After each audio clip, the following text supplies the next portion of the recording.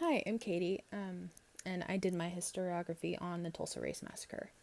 I'd originally wanted to do just Tulsa in general, but most of what I found was specifically about the massacre, so I ended up just doing it on the massacre, which turned out not only to be easier, but I think being much more interesting. So, the Race Massacre happened from May 21st to June 2nd, 1921, in a part of Tulsa, Oklahoma, known as the Greenwood District. You might hear it be referred to as the Tulsa Race Riot, but calling it just a riot is sort of debated in a lot of spaces simply because the damage that was done was so intense. So most academics today call it the Race Massacre or even the Race War. There's a lot of things about it that are foggy or just unknown because a lot of the documentation about it was lost over the last century, and almost 100 years later exactly, there's still things that are being discovered about it, which I'll talk about a little bit at the end. So, understanding the history of African Americans in Oklahoma is important if we want to understand the massacre because it's really specific to Oklahoma and the Greenwood District. African Americans first arrived and settled in Oklahoma in the 1930s, and it was actually with the Trail of Tears during the Jacksonian era.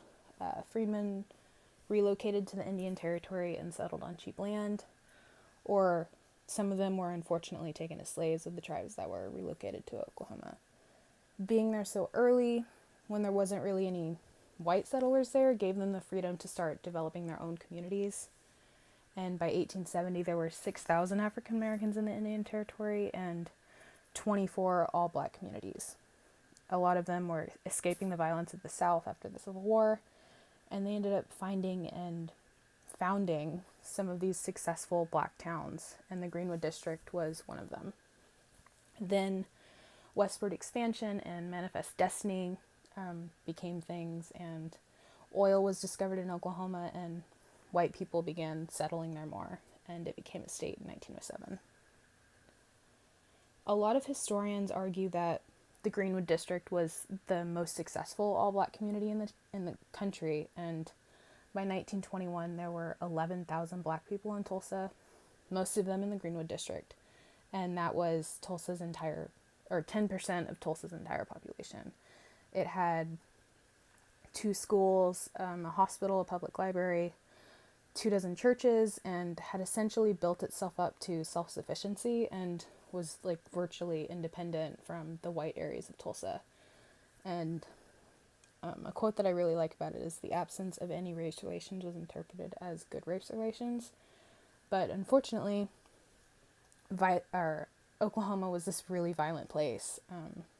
There was a tendency for people to take justice into their own hands, and mob mentality and public lynchings were really normalized and expected, even for petty crimes done by white criminals. So when a young black man is accused of hurting a white girl, violent mob mentality combined with violent racism led to the Greenwood District being completely destroyed. This is just the general picture, but the timeline is pretty simple. On the morning of May 30th, the day before the actual massacre, Dick Rowland, a 19-year-old black man, accidentally stepped on a 17-year-old white girl's foot in an elevator.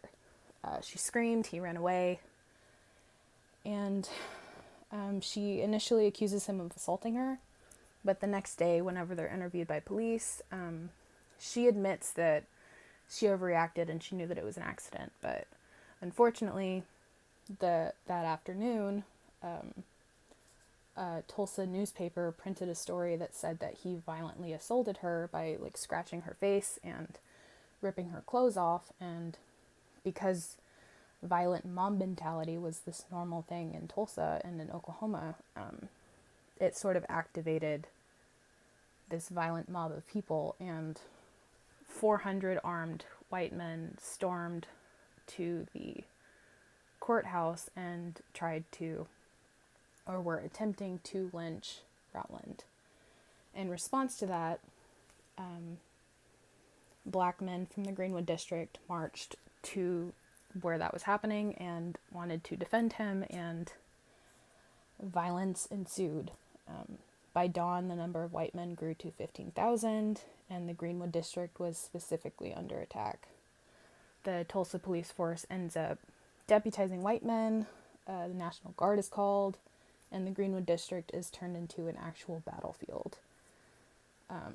White men were executing black men in the streets, they were entering black homes and setting their furniture and their curtains on fire, and there were even people flying planes dropping dynamite onto the Greenwood district.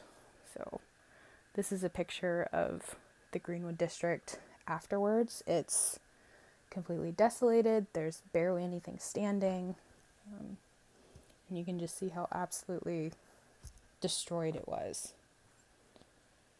The violence ends by June 2nd, and it's sort of unknown how many people were killed, but it's somewhere between 75 and 300, which is a huge margin, but it's sort of impossible to really know. Practically everything was destroyed, and those who lived in the district and lost their homes were sent to detention camps in the suburbs, which would be Jinx or Broken Arrow or Sapulpa.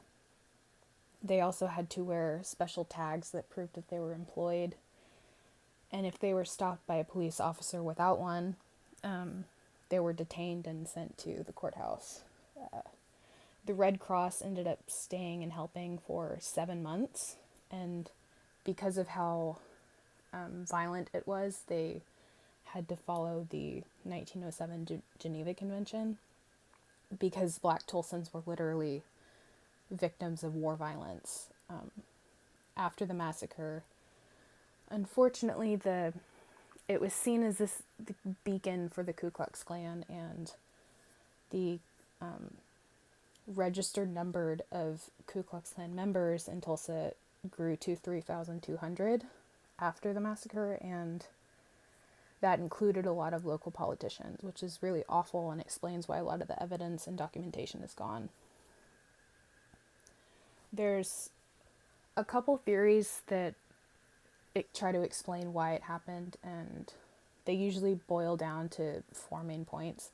One of them being that Tulsa was this abnormally lawless place that was characterized by mob violence, and that it didn't really depend on the local law enforcement, and there was this violent brand of Oklahoma justice that was usually how things got done. And then there's the idea of white Tulsan versus black Tulsan views of justice, the black view being protection and equality, and the white view being enforcing obedience, and the last two kind of go hand in hand, and it was a result of national racial violence trends, and then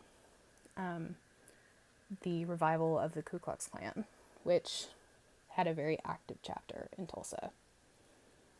And I mentioned in the beginning that there's still things being discovered about it, even now, almost exactly 100 years later. And one of those things is mass graves. The latest one that was found was in October of 2020, so 6 months ago. And the last press conference that they did about it was 2 weeks ago, on March 23rd, where they talked about how they'll go about excavating it.